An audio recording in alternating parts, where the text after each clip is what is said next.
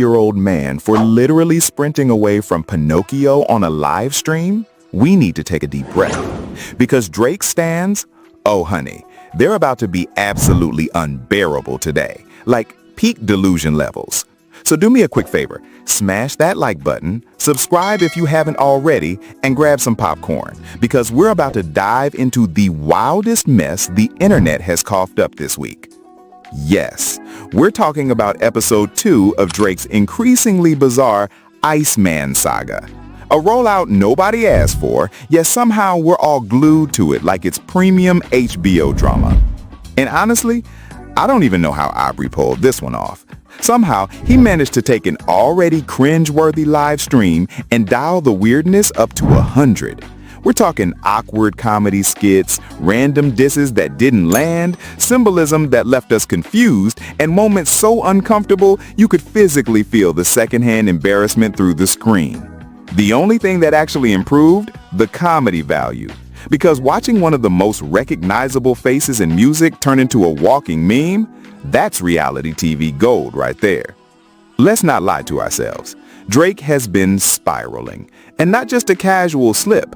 We're talking public unraveling. The Kendrick Lamar beef cracked his shiny image wide open. And the music? Yeah, that hasn't exactly helped him bounce back. So what did Team OVO decide was the grand solution? What genius chess move did they bring to the table to shift the narrative? Apparently, get chased by Pinocchio. Let that sink in for a second. Drake, yes, the Drake, has somehow found himself starring in his own low-budget fairy tale, running for dear life from a puppet with a growing nose, on live stream, like it's a TikTok theater final project gone wrong. But wait, it gets deeper. Because this wasn't just some goofy skit. Oh no, according to the fan theories and the self-proclaimed Drake scholars, Pinocchio is actually meant to represent Kendrick Lamar. Yup, the puppet symbolizes the idea that Kendrick has been lying on Drake's name, so every time Pinocchio's nose grows, it's supposed to signal another lie in Kendrick's diss tracks. But here's where things go off the rails, and I mean off the rails, like a Netflix train wreck you can't stop watching. If you actually know the original Pinocchio story, and not just the Disney version, then you'll know it's not just about a puppet who tells fibs. It's about abduction, exploitation, and straight-up trauma. The real lore involves a creepy old man luring children away and locking them up. That's not a reach. That's literally the original narrative. So for Drake to use that character, intentionally or not, in the middle of a beef that's already got people side-eyeing him for questionable behavior, either he didn't do his research or he made one of the most disturbing and tone-deaf artistic decisions in recent memory. And not in a thought-provoking way, in a how did no one in the room stop this kind of way. Meanwhile, as Drake's fans analyze every frame of this fever dream like it's some next-level performance art, they're missing the obvious. This isn't clever. This isn't masterful trolling. This is the last-ditch effort of an icon losing his grip on the cultural throne. And here's the real kicker. Kendrick Lamar is out here making history. Pulitzer Prizes, layered concept albums, social commentary, complex characters, generational impact. Kendrick is not just making music, he's making statements that echo through time. And Drake? He's out here throwing costume parties. While Kendrick tackles generational trauma, politics, and identity, and does it with razor-sharp clarity, Drake is running from a puppet in slow motion, like he's trapped in an off-Broadway disaster. It's not just a downgrade, it's a total artistic collapse. And while his fans are clinging to this bizarre rollout like it's creative gold, the sad truth is, they've been starved for quality that even this chaotic mess feels like a feast. They're cheering like it's genius, but deep down, everyone can sense it. Something is off. But here's where it really gets embarrassing. Drake is not just calling Kendrick a liar. He's back to short jokes. Yeah, all of this lyrical back and forth, all of this cultural tension, and now we've come full circle to height jokes?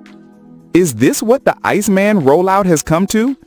And look, I could let it go if this was a one-off meme, But the video itself, the full-on production value, the dramatic camera work, the slow motion edits, shows they were dead serious. This wasn't satire. This was the actual strategy.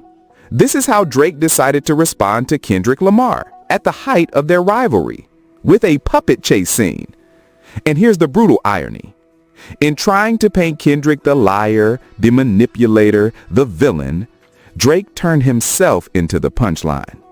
Because no matter how far or how fast he runs on that live stream, the metaphorical lies, the weight of everything he's trying to escape, they're still chasing him. The image of Drake, a grown man, a cultural heavyweight, being stalked by a puppet with a growing nose, it's poetic, but not in the powerful, groundbreaking way he likely intended. It's poetic in the way a tragedy becomes satire. It's like watching a king try to win back the people's love by juggling rubber chickens. It's laughable, it's desperate, and somehow it's also kind of brilliant, but only in how completely off the rails it is. And look, we'll get to the music, the snippets, the album artwork, the whole icy aesthetic, but make no mistake, this isn't a deep metaphor. It's a meltdown, an unfiltered, unhinged, surreal unraveling of one of hip-hop's biggest names in real time. And honestly, I can't stop watching. It's a car crash wrapped in a cartoon, and Drake's driving the clown car. And here's the wildest part of it all. Those lies that Drake thinks he's outsmarting, the ones he believes he's outrunning with these theatrical live stream stunts, yeah, they're catching up, slowly but surely. And at this point, they're not just on his heels, they're breathing down his neck. And if this whole Pinocchio on the run rollout is even a small glimpse of what's coming next from Drake, oh baby, it's not looking good at all. Let's call it what it is. This whole thing is giving deja vu. Remember that mess of a flex in The Heart Part 6? That same I'm too cool to lose energy? That refusal to ever show even a sliver of vulnerability? Drake's obsession with always appearing unbothered, even when he's clearly unraveling, ended up making him look more bothered, more insecure, and honestly, more exposed. That energy? It's dripping all over Iceman Episode 2. It's like watching a man drowning in his own reflection. So deep in his image, his ego, and his curated brand, he can't even see the cracks forming beneath his feet. Now, don't get me wrong, Drake thought he was doing something here. He really believed that these subliminal Kendrick Lamar disses were gonna land like bombs, that he was crafting some next-level manifesto of lyrical vengeance. But in reality, this might be one of the most cringe-worthy moments in his entire career. And trust me, that bar is low. We've seen Drake make questionable decisions before, moments that made even his most loyal fans side-eye their playlists. But this isn't just questionable, this is downright baffling. Like, how did this idea pass through multiple people, production meetings, and budget approvals without a single soul standing up to say, maybe we should sit this one out? And oh, the live stream just kept on giving. Beyond the infamous Pinocchio chase, beyond the puppet fiasco, Drake tried, emphasis on tried, to sprinkle in some aesthetic to make it all look intentional. You know the type. Dramatic shadows, over-the-top cinematic transitions, random fog machines and color palettes straight out of Tumblr circa 2013. It was moody. It was artsy. It was empty. All vibe, no vision. But when you strip away all that smoke and mirror work, the stream boiled down to just two major moments. Drake previewed a new solo track, and then, drumroll, he introduced his very first featured artist of this so-called Iceman era. Enter Central C. Now look, respect where it's due. Central C actually came through. In the middle of this chaos, his solo snippet was low-key a gem. Crisp bars, clean energy. For a second, it felt like real rap had somehow snuck its way into this theatrical circus. It had that gritty, almost Illmatic adjacent flavor that made you sit up and go, okay, maybe this won't be a total train wreck. But then it happened. The collaboration dropped. The Drake Central C track, titled Which One, hit streaming services immediately after the live stream ended. And y'all, I wish I were exaggerating when I say this, but it fell flat. Like, faceplant on the pavement kind of flat.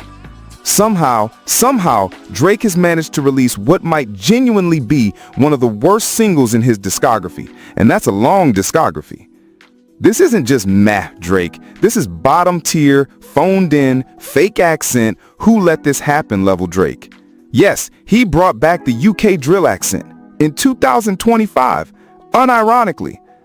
Let's be brutally honest here, Drake doing a fake UK accent in this era isn't clever. It's not cool, it's not edgy, it's cosplay, pure and simple. Paired with throwaway lyrics, sleepy energy, and absolutely zero chemistry with Central C, the track felt like a leftover from a bad studio session, not a highlight moment from a superstar's big comeback. And what's worse, it wasn't even fun bad. Like at least some of his diss tracks gave us meme gold, lines to laugh at, something to sink our teeth into, but this was just dull. Lifeless vocals, a background beat so uninspired that it sounded like it was made on a phone app. No build-up, no climax, just flatline. And here's where it stings the most. Drake is still out here chasing Michael Jackson-level stats. He's trying to climb the charts, break records, outdo legends, and this is what he brings to the table? A mid-collab with no spark and fake slang? It's kind of shocking. Because instead of going bold, instead of going deep, instead of doing something with emotional weight or conceptual power, Drake dropped a song that feels like it was made by a marketing team, not an artist. No soul, no hunger, just formulas and focus groups. It's given Morgan Wallen's spreadsheet core. It's not an album. It's a playlist. And let's be honest, if this song doesn't chart well, and judging by early reactions, it won't, Drake's just gonna pretend it never existed, delete it from the final album, clean it off the timeline, because that's what this whole rollout is turning into. Not a creative arc, but a glorified test market. Throw it out there, see what sticks, delete the rest. This isn't hip-hop. It's branding in a panic room. And now, with this sleepy collab dragging the whole Iceman momentum into the mud, the album's starting to look less like Iceman and more like Midman, the musical. What's truly tragic is that his fan base is still locked in, like it's a full-blown cult. They're online defending every misfire, every awkward skit, every puppet scene like it's high art. Like Drake's playing 8D chess and the rest of us just don't get it. But the truth is, they're not defending him, they're enabling his slow, painful fall from greatness. And that fall, it's accelerating. Drake is clearly still haunted by Kendrick. Every move he makes, every lyric, every outfit choice seems like a reaction to something Kendrick did months ago. Meanwhile, Kendrick, he's chilling. He's not tweeting, he's not mocking, he's not pandering with fake dialects. He's just making art. When Kendrick went to the UK, he didn't throw on a British accent like it was a costume. He performed, he connected, he resonated with the audience. Meanwhile, Drake's playing hide and seek with wooden dolls on live stream. For what? To convince us that Kendrick is a liar? That his bars are fairy tales? That Drake's the misunderstood victim in all of this? It's not given lyrical warfare, it's given full-blown desperation. So now I gotta ask you, the real ones, the heads who know the difference between clout chasing and artistry, what do you make of this Iceman Episode 2 rollout? Am I missing something? Is there a deeper message hidden behind the puppets and poor accents? Or are we all just witnessing one of the most bizarre, creatively bankrupt moments in modern hip-hop? And that new track, which one? Are you feeling it? Or does it sound like another skip button anthem? Because from where I'm sitting, this ain't it. Let me know what you're listening to this week, because we desperately need a palate cleanser after that sonic mess. And if you haven't already, hit that subscribe button. Trust me, you do not want to miss the next episode in this strange, unraveling saga. Whatever's coming next, it's about to get even weirder.